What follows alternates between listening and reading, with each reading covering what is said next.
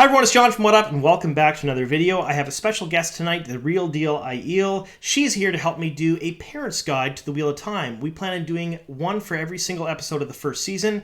In this, we'll talk about the blood, the gore, the violence, the frightening scenes, the sexuality, and the nudity.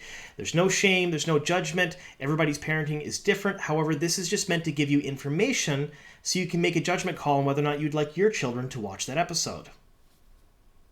Hello, everybody. You can find me on Twitter. My name on there is Real Deal Aiel. John calls me Michaela because that is actually my name. You are more than welcome to call me that as well. All right, so in this series, we're going to do a spoiler and a no spoiler segment. So we'll start off with no spoilers, and then in the middle, when we start jumping into spoilers for the episode, we'll give you that warning so those of you who haven't seen the episode yet or don't want anything ruined can dip out. All right, so we're going to start off with episode 1. I have yet to see it.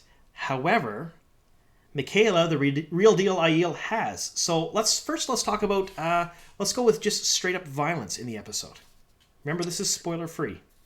Yes, spoiler free. So those of you who are concerned about plot points being revealed, details being revealed, none of that is going to happen. We're just going to talk generically about what would be akin to what you'll see in the Wheel of Time, comparisons to other things of what you will see.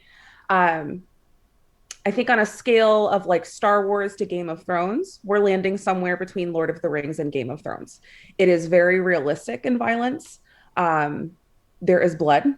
There is dismemberment. It is vivid. It's definitely the most gory thing I've ever allowed my kids to watch. They did attend the premiere with me. I don't know that I would have brought them to the premiere had I screened the episodes first. Probably would have brought my 10-year-old because she's read 7 of the books. I would not have brought my 8-year-old, although she really enjoyed it. So who am I to judge her likings, I suppose? There you go. So pretty violent. As far as the gore level goes, though, how realistic?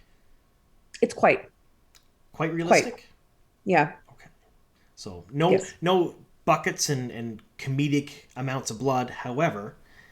I would describe it if you want to liken it. And I hate this because so many people are doing the Game of Thrones, but I do think it's a good reference point because so many people have seen it. So for this particular conversation, if we're likening it to Game of Thrones, think realism without the shock value. So none of it is inserted for no reason. There's no shock value gore, right? You're not going to see anybody's head explode. But what you are going to see is what you would assume would happen in those particular events in that scenario in a real environment. Oh, cool. Very good. So the next thing we should probably talk about is frightening scenes. So we've seen the Trollocs, we've seen the Fades. How scary does that get in the first episode? I personally was shocked at how frightening the Fades and Trollocs were. They were quite scary, I thought. Very well done. I was thrilled to watch them. They were fantastic. But yes, definitely very scary. And they did a phenomenal job with the horror aspect of suspense leading up to some of the moments, particularly with the Fades. Very, very good. Very good. If we're comparing to the Lord of the Rings Wraiths, right? Yeah. Basically, we see that comparison, much scarier. Okay. So more American Werewolf in London, less Lord of the Rings. Yes. Yeah. Okay. Very good. So that covers violence, gore, horrifying scenes. Next, let's talk about just straight nudity.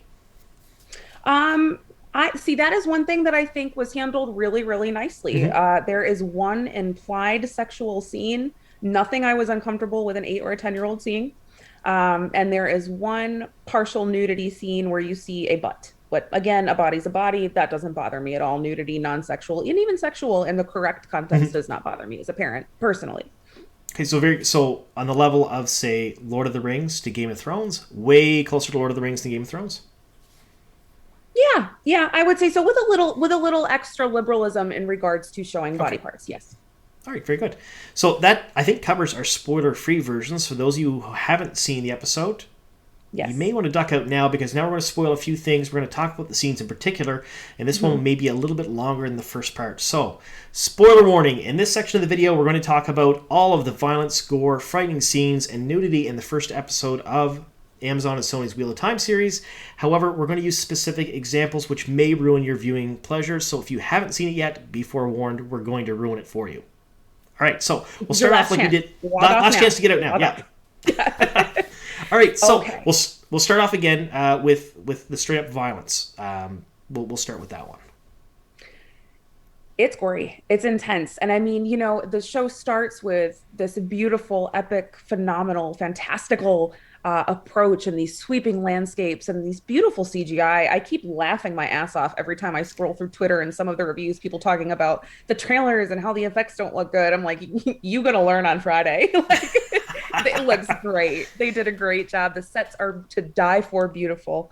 And you really, my daughter described it as immersive, right? That was the word she used, which I loved. I thought that was a perfect word to describe as immersive. And when they go to Beltane and the Trolloc attacked, they thrust you right in it. I mean, you see Egwene dancing with this young man, and then boom, he's got an arrow shot or a sword or something shot straight through his chest, and blood just gushes. And you realize, oh shit, it's about to get real. And immediately the Trollocs start swarming and it's mayhem. I mean, they did such a phenomenal job. Really, really good for the Beltane battle. I really loved it. So a lot of buckets of gore when the Trollocs are attacking humans. Now, is it just sort of like the weapons kind of hit them a little bit and you don't really see it, you just see a spray of blood? Or is it like you're seeing actual... You'll see gashes. You're not going to see the dismemberment I mentioned earlier actually occurs in episode 2. And we'll cover that in our next episode. And we'll cover that in the next series. The most disturbing part of Beltane, and if you're cool with most spoilers, but you don't want to know any changes in story arcs, dip out. Otherwise, you're about to get a Perrin spoiler. In this, Perrin accidentally kills his wife, Layla. This to me, he drives his axe right into her womb. I'm not sure if it is implied that she was pregnant or if she had just miscarried, but there was some kind of nuance or allusion to her being, at some point, she was pregnant, I think. And so he drives the axe right into just above the womb on Layla. And that was the most disturbing part, I think, to my oldest daughter, that her beloved Perrin, because she's read 7 of the books, kills his own wife. That was emotionally, I think the stakes were high there. Yeah. That would be a little disturbing, more so than just straight up violence. That's emotional violence. Yes. It's the emotional violence and the trauma of this horrible thing that occurred. Now, that being said, they don't dwell on it for too long. I think it's probably going to be a drawn out character arc thing. I don't necessarily hate the change, although I was prepared to. I think it's well done. I think it provides some emotional depth to Perrin that's much needed, as most of his initial experiences with the audience otherwise would have just been an internal monologue, which you can't do on the medium. You can't have him talking for 3 episodes in his head. Right, that's exactly right. Yeah. So I think, I don't necessarily hate it. I'm willing to see where it goes and how they use that to build on Perrin's character. I think it could possibly make a lot of sense. But it was definitely difficult to watch. That one was tough. The fade is scary because they build the suspense, like true horror style suspense. It's good. It's good. I love it. So it's horrifying because the Fates and Trollocs obviously are scary looking creatures. They're killing, they're maiming. So a lot of blood, a lot of gore. We've covered that. Now we're going to talk a little bit about the sexuality and the nudity. You said it was tasteful. There wasn't much. Very tasteful, yeah. So there's a platonic scene when Lan gets into the bath with Moiraine. You kind of just see his handsome bum. He looks great. I thought it was lovely because it, again, tastefully done. Nothing sexual implied at all. I like that they're showing that intimacy, that they're so comfortable with each other that he can just join her in a very large bath and they can have a conversation. The implied sex scene was between Egwene and Rand. Never shown that they had sex, but they were kissing, and then it was kind of a cut to black. Next scene, they're half clothed, which quite true to the books, right? We kind of had implications, not of Rand and Egwene, of course, but he always was a bit of a fade to black in the books. Yeah, so he 100% was. He let the reader imagine the scene.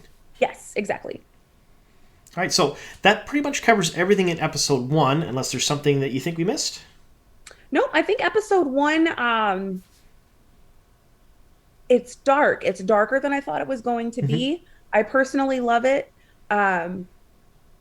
For context, and I told this to John earlier, I have 2 kids, and I also teach youth jiu-jitsu. I have upwards of 70 students, depending on the week. And they all, the ranges of age include like 7 to 16. So I can tell you, kids have very vastly different maturity levels. I could have three 10-year-olds in front of me, and they're all very, very different in terms of what they can handle.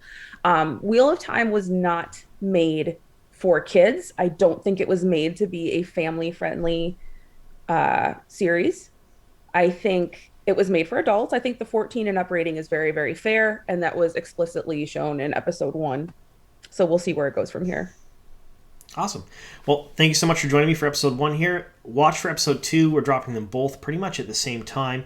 And then as the episodes drop weekly, episode 3 through 8, all the way up till Christmas, we will do this sort of episode for every single one of them, just because I have 4 kids myself, like Michaela was saying.